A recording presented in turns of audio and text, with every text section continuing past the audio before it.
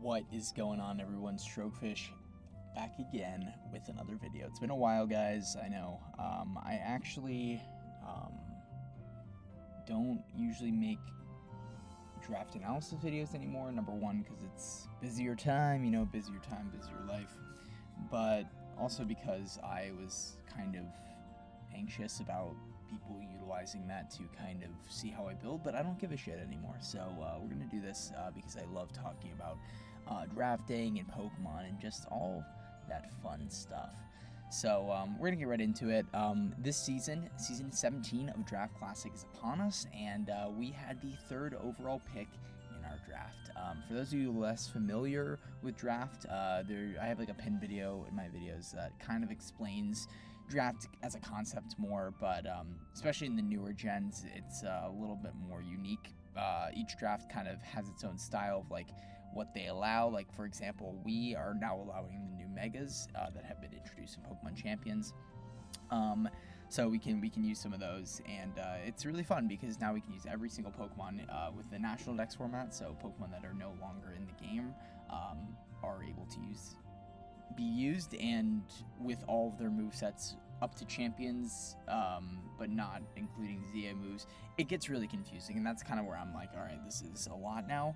But it's still a fun time, and yeah, let's get right into it. So we had the third pick. As you can see, this is the order that we drafted in. My friend Sean drafted first, Cooley Live drafted second, and then we got our third pick. So I was between two. I knew that Sean was going to pick Mega Starmie because Mega Starmie is probably the best Pokemon in the current format. That being said, there were two Pokemon that I was really excited to use, and both of them are Pokemon I've never used before, and didn't care too much which one ended up following me. That Pokemon ended up being Mega Delphox. The other one was Iron Valiant. As you can see, Cooley picked it up. We kind of talked and call it collusion, if you will. I don't really think it is because it's pretty obvious that one is picking the other. And if he picked Mega Delphox on the when he ended up, because we talked and he said that he was going to be picking Iron Valiant or leaning Iron Valiant, and I said that's great because I was actually leaning more towards Mega Delphox myself. And it worked out. So he could have switched up and I would have still been completely fine. He didn't end up doing that, but we ended up snagging Mega Delphox as our first overall pick. So what's really cool about Mega Delphox is that it just has an insane stat spread for one. If you can see the stats at the bottom, its speed is insane, 134. Though I will say, does unfortunately miss out in some really nice speed tiers. That being the 135, which would be really nice for stuff like Mega Lopunny, is really the main one. And then Iron Bundle outspeeds that, so that's 136. So it's in a speed tier where I feel like it's a little bit more balanced, where it sounds like, okay, you're not getting outspeeding everything. Obviously, Dragapult still outspeeds you 0, or still outspeeds you 2. You're outsped by Mega Greninja as well. So you still have a lot more kind of competition in terms of what you're running here. And what's actually really cool about draft this season is we're doing conferences. So we had two pools of conferences, or two drafting pools, two conferences, where we drafted from a big pool and we only had 12 players per. And because of that, they ended up implementing a rule where you have to draft one from each tier, which initially was kind of like, that's lame, but honestly it's kind of cool because it kind of limits your team building, and it makes it so you don't just draft like a bunch of really high tier Pokemon and then you just draft like kind of like 4-pointers and 3-pointers that are just like passable to like kind of make your team have 10 Pokemon, because that's another requirement. Some leagues don't require you to fill out the entirety of a certain set number. It's like 9 to 12 depending on how you want to implement your points. I feel like 10, like having a set number is kind of nice. It doesn't really matter. It's kind of getting into a little bit of nuance, but back to Mega Delphox. Has an insane special attack stat, and I feel like this Pokemon is most comparable to something like a Mega Alakazam, which I used a really long time ago, back in beginning of Gen 8.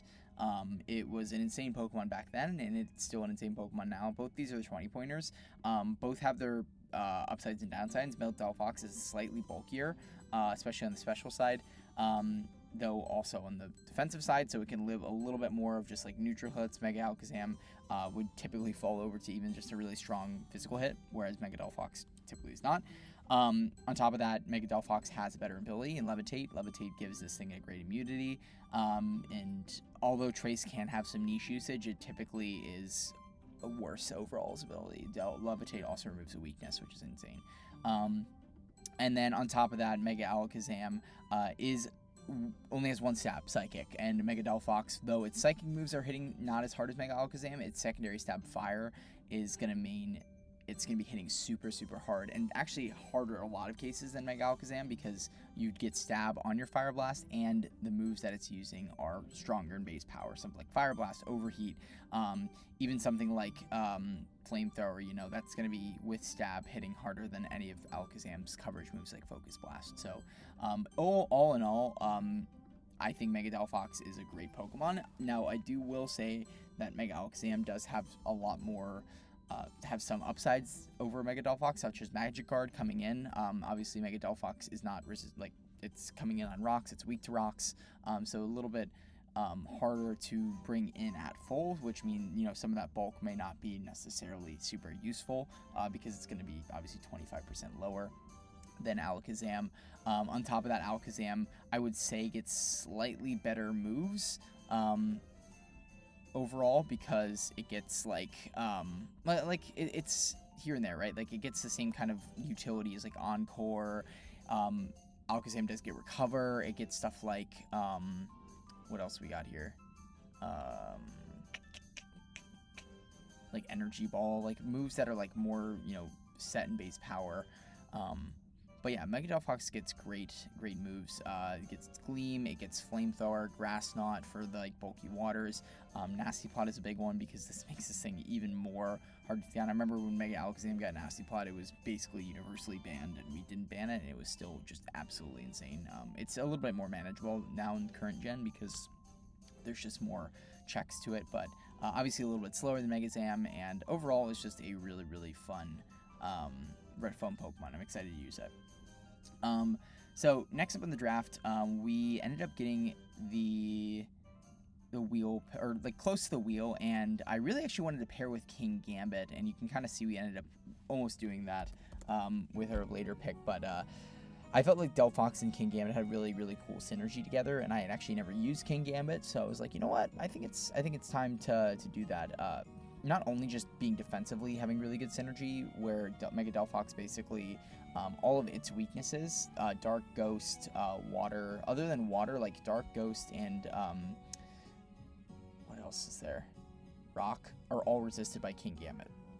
So that's insanely nice. And then on top of that, all of King Gambit's weaknesses, being Dark, Ground, and Fighting, are all resisted. Fighting, Ground, and Fire are all resisted by Delphox. I said Fighting, I don't know what I said. They're all resisted by Delphox. So I felt like they had a good defensive synergy, and on top of that, they also had the synergy of being Defiant, meaning King Gambit, if you're trying to remove hazards from the field,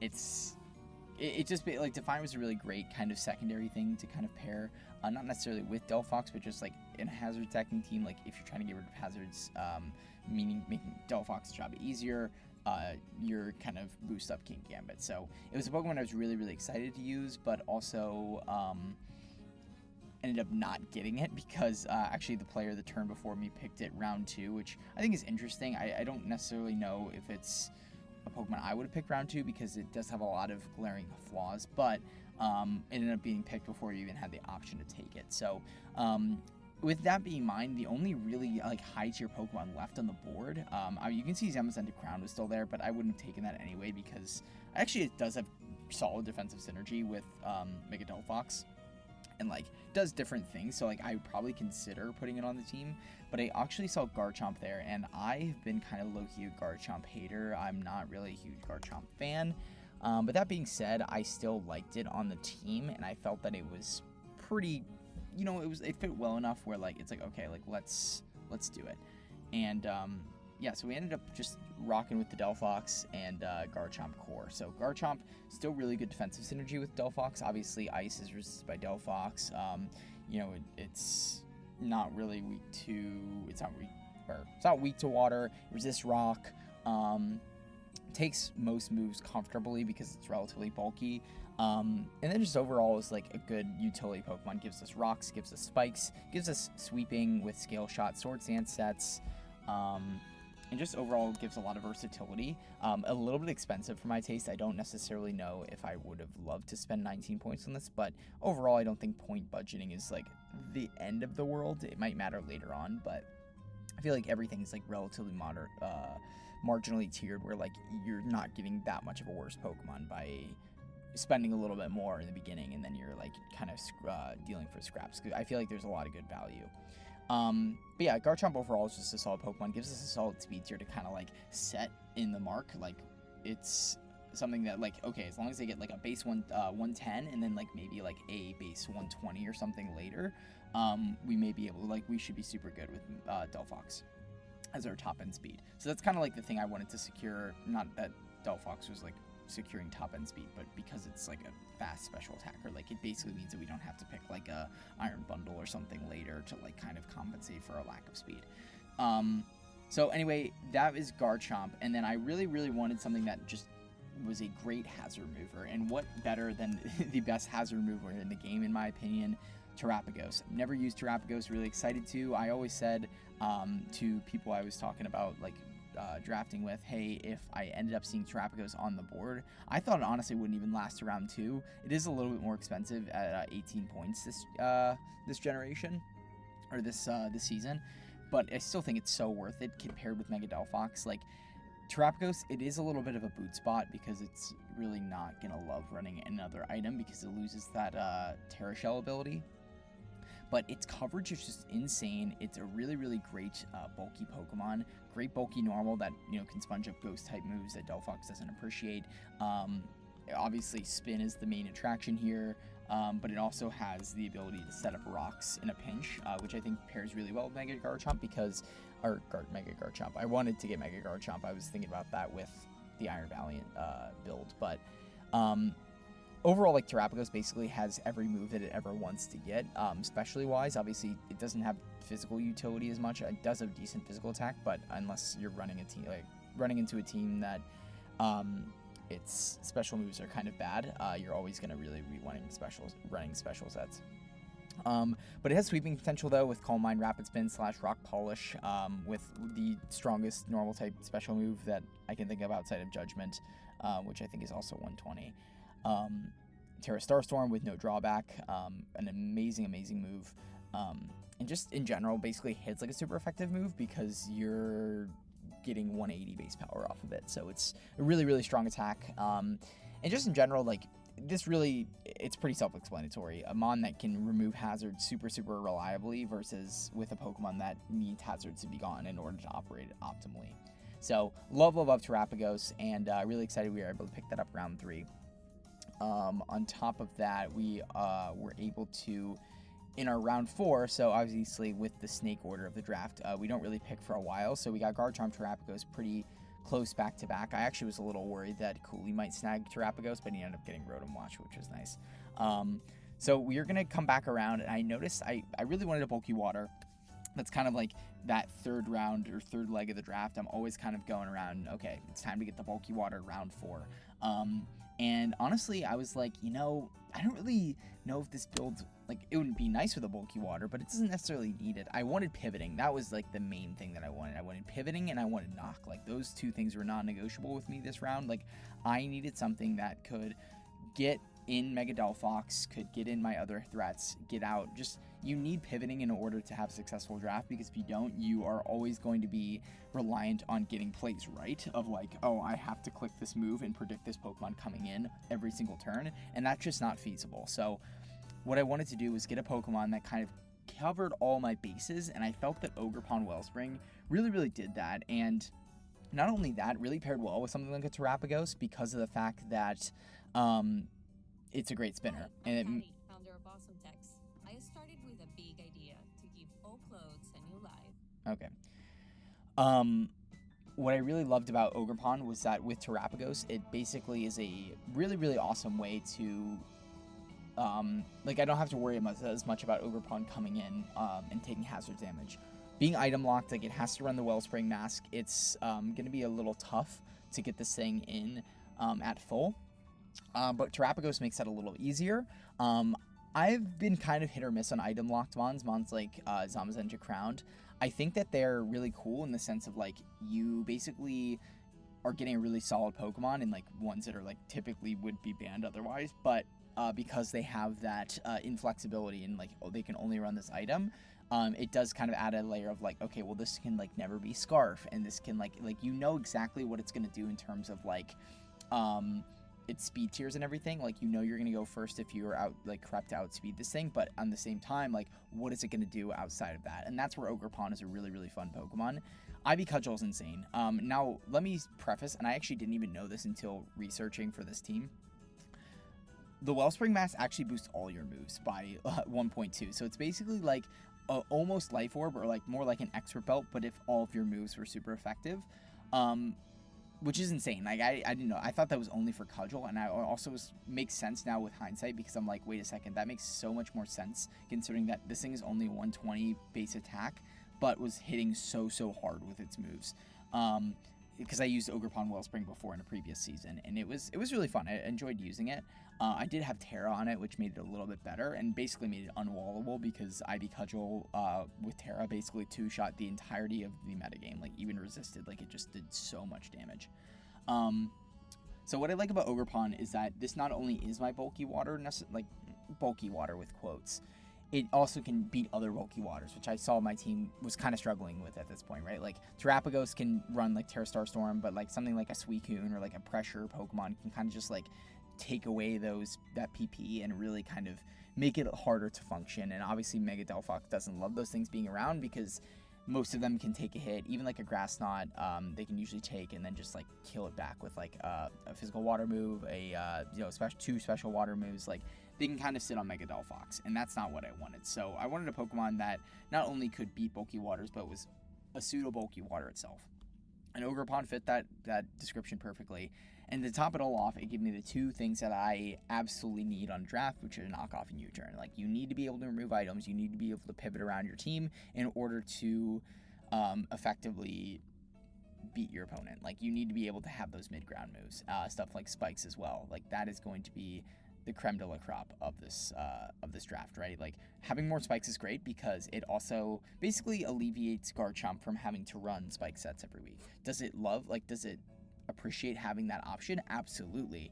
But Tank Chomp is not on its own, is not a Pokemon that you want to be running every week if it's kind of the only rocker, right? Like then you're like, okay, either forgo rocks or I forgo having the ability to run a offensive Chomp this week, or like an offensive Chomp with the moves that it needs, right? Like am I running like Sword Stance, Scale Shots, Earthquake with rocks? I could, but maybe I want like a Fire Fang or something, and I'm kind of having to pick between the two. So that's really nice. And then obviously you have other options like Trailblaze. It has really good stall breaking options with like Taunt, get stuff like Synthesis.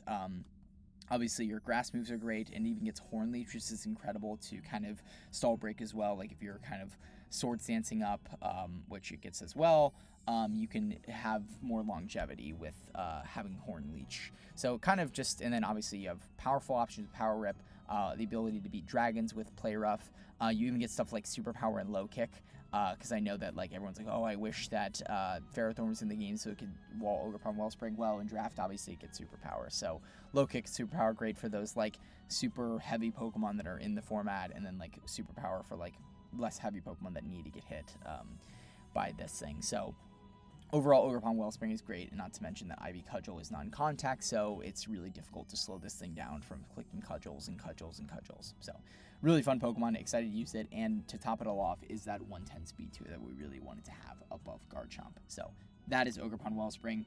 Round 5 came around, and I wanted a fairy. I wanted a fairy that could pivot, preferably, so more pivoting moves, a fairy type. And, I was really set after Kingambit got picked on picking Bisharp. I knew that I wanted to pick Bisharp, and I knew it was probably not going to be picked until not the end of the draft. It's really, really cheap. You can see it's only 7 points on the board, which on a 20-point board is pretty, cheap. That's really, really good value. So I thought Bisharp A little risky to wait because I really, really wanted it, but I'm like, it's fine. Someone probably won't take it. But I wanted a fairy, and I actually was initially going to, like, kind of stumped here. I was like, I want a fairy, but, like, a lot of them just are kind of bad. Like, fairy types in draft, like, they're one of the best types in the game, but the Pokemon that actually have the fairy type are kind of not great. Like, they have very limited versatility. They typically struggle into the mid-ground because a lot of them don't have, like, mid-ground moves like knockoff and U-turn, and the ones that do are like kind of offensively meh, like Fezandipity. Like I was like, do I get Fezandipity here? Like it's not horrible, like it's great with like, you know, Delphox because it's like obviously doesn't care about ground immunities. It can like U-turn around, so like something that's slow and trying to U-turn or Earthquake a Fezandipity, I can U-turn and go into Delphox. Still a great option. Maybe I'll make that decision later. But I ended up snagging Grimmsnarl here, and I was like, you know, that's a little weird with double dark. With Bisharp, but Dark is low-key one of the sneakier, you know, pun intended, or I guess it's not really a pun, it's just kind of a play on words because it's, you know, a sneaky type. So kind of a sneaky great type. Like Dark, obviously it's not great into Fairy, but like it just has really, really good offensive matchup into like everything. Obviously Ghosts are really annoying to deal with, and you really want to have a Dark type for Psychics and Ghosts and like a lot of Pokemon that are really annoying defensively. So Grimmsnarl does that really, really well, and gets a lot of great options as well. Like obviously you get your momentum in your parting shot. You also have dual screens, which is really great to support this team that has a lot of really potential setup sweepers like Ogerpon, Terapagos, Garchomp, and Mega Delphox. But you also get stuff like just priority and stuff like Sucker Punch that kind of alleviates Bisharp's role. This team is very lacking in priority at this point, so that was something I looked at. Obviously Comfey is another option here, but Comfey I've never really been a huge fan of because of the fact that it really can't hit steals all that well, which actually this team deals with super, super well. So Comfey actually would have been not that bad of an option on this team. But I felt like Grimmsnarl was solid in the sense that like it provides a lot in terms of like just having a lot of coverage moves. This thing gets Power Whip back, and Nat Dex has great moves in both Dark and Fairy moves. Darkest Lariat is amazing because it basically means it's a great stall breaking move because it means that you can bulk up and set up alongside like an Iron Defense Pokemon and still kind of come up with that exchange on top if you're doing enough damage. Prankster Bulk Up is cool. You can run rest sets. It has a lot of really great utility and taunt. You can even run stuff like Trick Choice Band sets, Trick Scarf sets, stuff like Thunder Wave. This thing is great, and Thunder Wave is actually really awesome because our team, while not like slow, it's actually relatively fast, I would say, does struggle with like Scarfers and stuff like that. So I think Thunder Wave is great for stuff like Ogerpon, which are locked into, you know, running one item. Terapagos, which typically is kind of on the slower end, like it's not really like outspeeding a whole lot. That's like any offensive potent, but like with the Thunder Wave, it's outspeeding most of the metagame. Chomp obviously appreciates Thunder Wave, and of course Mega Delphox appreciates the Thunder Wave with like Choice Scarf. So overall, it's a really, really awesome Pokemon, and even has like some versatility as like a special Pokemon. I was kind of toying around with the idea of like special Grimmsnarl with like Nasty Plot, Draining Kiss. So maybe you'll see that set this season. Hopefully I'll upload every game. You get stuff like Trailblaze on the outside. And it's actually a solid speed tier too. Like, you might not think that like the low speed tier matter, but for those defensive Pokemon, like it kind of prompts a lot of people to be like, do I creep for this thing and lose a little bit of bulk? Like, it definitely increases the prep difficulty. So I do like and dislike that, because obviously like if someone is like, oh, I'm never gonna like creep for anything because like he only has fast Pokemon and you only has slow Pokemon, then you kind of know exactly what stat spreads they're gonna run. So there's kind of like some give and take there. Like you kind of, as the player that has that like good speed tiers, like you're kind of worried that like, okay, if this Pokemon that normally is slower than me is creeping me, then I have to creep for it. So it's like kind of like, yeah, but if they end up not creeping for you, now they're bulkier, and now you've lost a lot of stat points in that regard. If that makes sense, right? Like you're kind of like playing this game of cat and mouse of like, do I run a little bit of speed investment? Do I run like no speed investment, like because they're not going to run any, and just kind of like hinge that? A lot of really interesting dynamics there. So the next round, we actually are going to pick some interesting Pokemon here. So kind of was like, okay, Bisharp's going to be my last pick, and honestly, I didn't have a ton of points left, but I wanted to pick Pokemon that were all going to be relatively useful as like a fifth member. Like, I feel like most weeks I'm going to run the top 4, and then the last 2 are kind of interchangeable, right? Like, Grimstar will come to a lot of games because it's fairy, it has a lot of good utility, so it's going to be that kind of like maybe 60 to 70% slot rate, and then like that last slot is kind of being like, okay, what is that last slot going to be, right? And this Pokemon is Kofag. I wanted a Ghost. Think Ghosts are pretty essential to a draft, especially on a team with a lot of hazards. I wanted something to kind of deter hazards away, and I felt like Kofag was a Pokemon I haven't used in a while. Wanted to use Houndstone, but I kind of saw a little bit of a fire weakness developing with this picks that I planned later, so I didn't want to really exacerbate that too much, but I thought Kofag was a really, really solid Ghost type here. Obviously not as bulky as Houndstone with its low HP in terms of its Fizz Def, but it does have higher defense stats, so Body Press is hitting harder. And I do really like the fact that Body Press is, like, if you're investing in it, is going to do a lot of damage to a lot of teams. You can even run something like IDEF Body Press, so that's always nice. Hoso's knockoff over Houndstone, which I really liked. On top of that, it also has the ability to run, I don't think Houndstone gets Haze. I do think it gets Roar, though, so similar of, like, phasing / like, removing stats. It also gets T-Spikes is the big thing. Having the ability to set T-Spikes is really nice because I actually don't have a grounded poison on this team, which is probably fine because Terapagos is there. And, like, you know, Delphox isn't getting poison. Like, a lot of my team is, like, levitating / floating, so I'm like, doesn't really matter. And Boots kind of, like, alleviates some of that stress of, like, being like, oh, I need a grounded poison. But Pain Split is there. You get Memento for, like, kind of like, all right, I'm going to run a more offensive build like Memento to get in Delphox or Garchomp to, like, kind of win this game. But overall, it's just, like, a pretty, I wouldn't say one-dimensional Pokemon. Like, it has some defensive and offensive utility. Like, you can run, like, Nasty Plot, Shadow Ball with, like, maybe Body Press / like, you honestly, maybe if you don't even have, like, if they're Ghost Resist kind of stuck, you can run, like, Nasty Plot, Shadow Ball with, like, a move to hit whatever Pokemon, like, might resist it if you have the move. Like, Energy Ball, Grass Ghost is great, but you don't have the liability of having that Grass type on it as a defensive type, so that's really nice. And then, like, Trick Room teams randomly, like, setting your own Trick Room, Toxicking, Will-O-Wisp, a lot of great stuff here. So it felt like Kofag was a really solid Pokemon. And before we delete Pokemon, we're going to go with the naming thing that we have for this season. So we're going to name Nelly Furtado. We got Prince, the Garchomp, Flowrida, the Terapagos. We have Future, which honestly should be like Rihanna Future, but I liked, you know, Mask Off, you know, Ogerpon, whatever. So it's all based on, like, kind of songs, artists with songs. Tyler, the Creator, obviously Goblin, and Koffagrigus is Lil Yachty for the name of Coffin. Nelly Furtado is cool because it's both a play on words of Furtado because it's a furry Pokemon, and being, you know, a man-eater because Delphox is just an insane, like, you know, just woman empowering. Yeah, love it.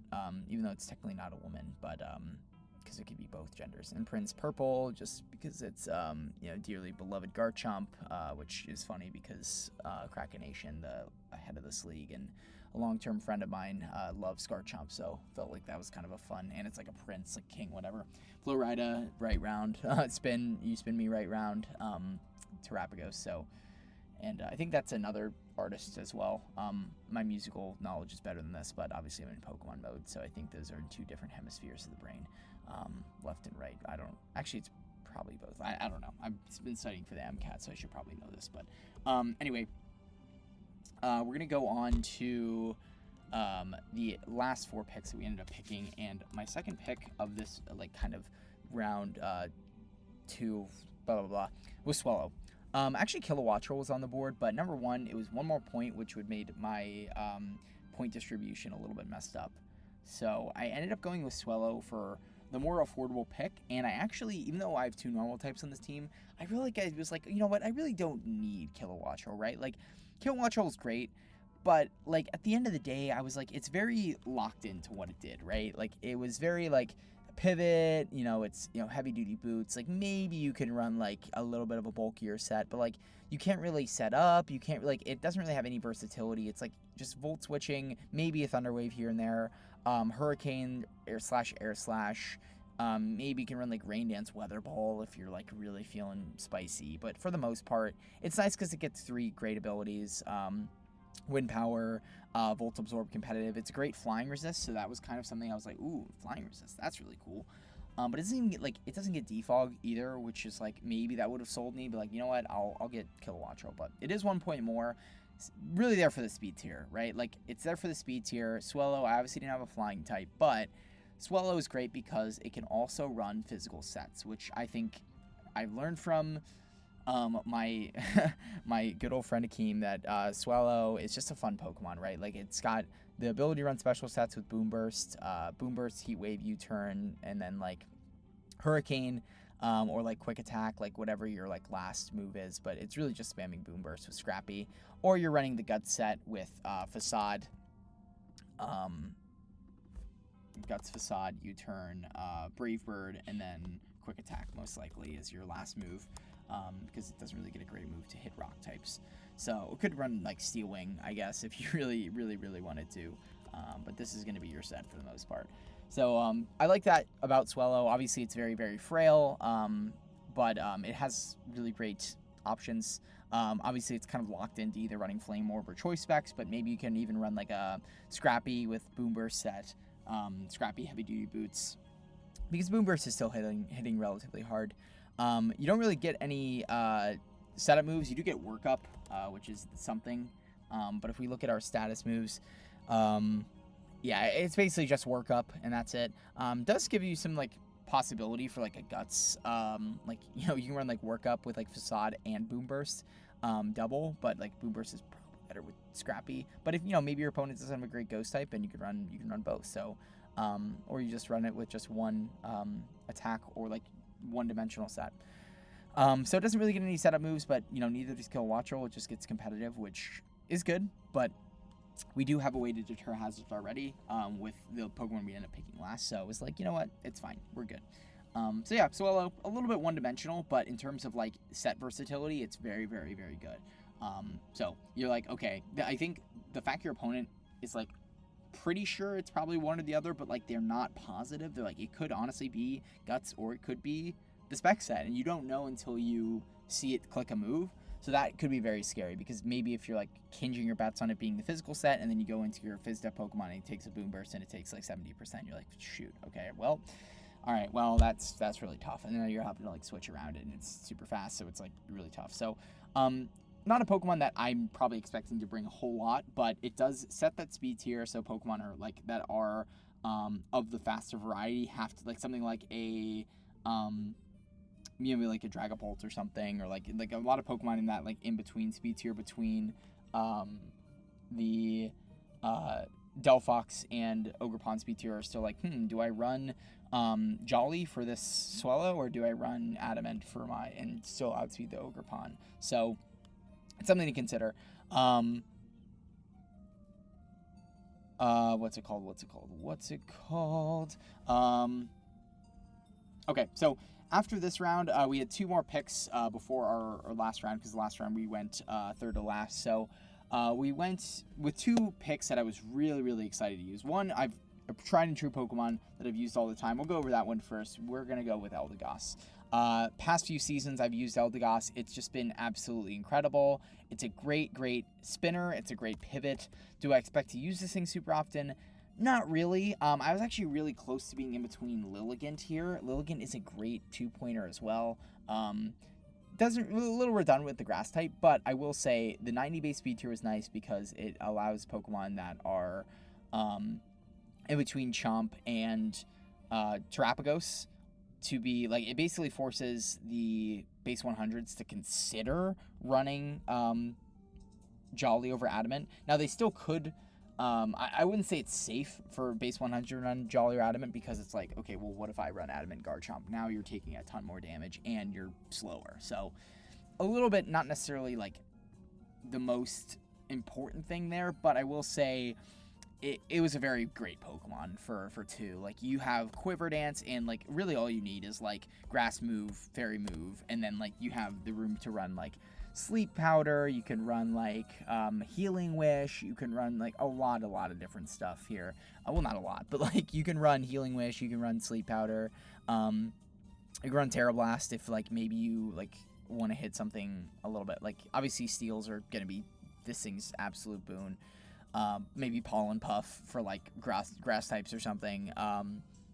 So yeah, this thing, but our team is great against Steel, so I was kind of like, ooh, Lilligant seems really fun, and it's like a really fun Pokemon. It increases our special offense, which I felt like was a little bit lacking at this point, because it's really just Delphox, Terapagos, and that's it. Like, I guess Cofagrigus, but it's like 95, so it's not like great. So it kind of gave us another sweeping threat. But Eldegoss just felt a little bit better, right? It's a little bit bulkier. Obviously, it's not as good in terms of, like, it's not very offensively potent, but we needed another spinner. Like, Terapagos is great, but, like, we just need something to kind of subjugate that if we need to, right? Like, we don't want to have to run spin every week if we need the move slot for something else. So, gives us another mode to be like, okay, this is cool. Still gives us Sleep Powder, still gives us stuff like Synthesis, just bulky setting, like switching in. Our team is like super ground resistant, which is awesome. Like I've never had a team that's been like as ground resistant as this. So really solid there. Does add the fire weakness, but like I'm not super concerned about that just because of the fact that it's like it's an Eldegoss, like it's not going to come every week, so it's kind of like a pseudo fire, like another adding a fire weakness is like really not a huge deal. But yeah, it's like the best spinner really for 2 points, and like does add some nice stuff. Does add another flying weakness, which isn't amazing, but like, you know, what else is there to spin, right? Like we have I don't even know what else would be in 2, like more Pico, yeah, we triple dark, more Pico is an interesting interesting there. Actually, I don't know if Sand Slash is 3 points either. I don't know. Turtonator would be cool, but we also kind of already have that. But you know, it's not bad. Like I think Turtonator could have been cool. Tatsugiri I think was too expensive. I actually didn't even know Spin got rapid spin, which makes sense because it's literally spinning. Quaxwell would have been interesting. Carkol actually would have been solid as well because we are kind of impervious to grounds already, and would have been something and would have given us at least like some kind of flying resistance. So yeah, Eldegoss is there. I might end up changing it out for something, but I think for now it's a solid Pokemon, and it's better than basically anything in 2. It's gives us aromatherapy, like Cotton Guard, like just random stuff that's good. So and so then last but not least, we have Slitherwing, and I was so excited to use Slitherwing. It's only 9 points, which isn't super like cheap, but like it's still value, I guess, because Slitherwing is amazing. Like not only is this thing a great speed tier, we have base 81 speed. I'm actually just going to add Bisharp because we all know that I drafted that as well. Base 81 speed allows us to kind of outpace base 80s, so it's like, okay, well, now we have a Pokemon that outspeeds us base 80s. Obviously we had Terapagos already, but it basically means that like the base 80s that like they basically, all right, do I have to outspeed Bisharp? They can hinge that bet, but it just gives us a mon that's like, okay, base 80s outspeed that, cool. Great Scarfer, which we really only had in Garchomp at this point, so having another Scarfer is great, and gives us another priority user, which is incredible. So now we have Swellow and Quick Attack, Bisharp and Sucker Punch, and a little bit more reliable at that, because obviously First Impression only can work for the first turn, which sucks, but in terms of like strength, it's like one of the strongest in the game, so it's one of the best priority moves in the game. Gives us another ground resist, but on top of that also gives us a fighting resist, which we really wanted at this point, because our only fighting resist is Kofag, and I don't really expect to bring Kofag every week. Obviously we had Delphox, but like I don't want to be switching into those moves, so gives us a little bit more of a reliable fighting resist that also is neutral to rock, which is really nice. So like obviously the bug typing is great, but it does kind of add a rock weakness, which we don't really have, because we have, you know, Garchomp is really solid into rock types, and we will have Bisharp after that, but like it's still a Pokemon that's like, okay, like there's a lot of fighting types have rock moves, but we're also neutral to them, so it's like unless they have a Fire Punch, which isn't going to hit super hard, like it's a really good fighting check for that regard, which is great. Like this thing is a fighting answer. Not only that, we have options to boost our speed and flame charge. We don't want to run Choice Scarf. My laptop charger just fell, but I'll get that later. We have CC for just strong fighting moves. Like, this is a really, really strong Pokemon. It's hitting harder than most fighting types are in general. But also has the ability to run Booster Energy, which is a great option as well. Obviously, it's mostly going to be physical attack. But if you're randomly going to be running defensive sets, and maybe you're like, all right, well, I kind of want to run Booster Spidef because now I can, take a hit from like a random Pokemon now. But it's for the most part going to be pretty often going to be Booster Attack. I don't even think, can this thing be, I don't think this thing can be Booster Speed, like even, yeah, it can if I'm running like Min Attack, but like, am I going to run like Min Attack? Probably not. Yeah, it's gonna be mostly gonna be booster speed. That's why I like Great Tusk, because it's like its attack is just high enough so that it can be booster speed without having to like lower its attack stat, which I think is super cool game design. But it gets all the coverage it would ever want. It gets Earthquake, it gets Close Combat, it gets Flare Blitz for what's it called, Steel types that are resistant to, that are neutral to fighting, and then, or like something like an Aegislash, but Earthquake is there as well. So it has Flare Blitz, which is awesome. Bug Steel types or Steel Flying types, it's great for. Has Willow as well, and then also number one, U-Turn. That's the thing that we wanted here. So I wanted a bug with U-Turn if I was going to pick a bug. Fighting with U-Turn, great as well. Gets Recovery and Morning Sun.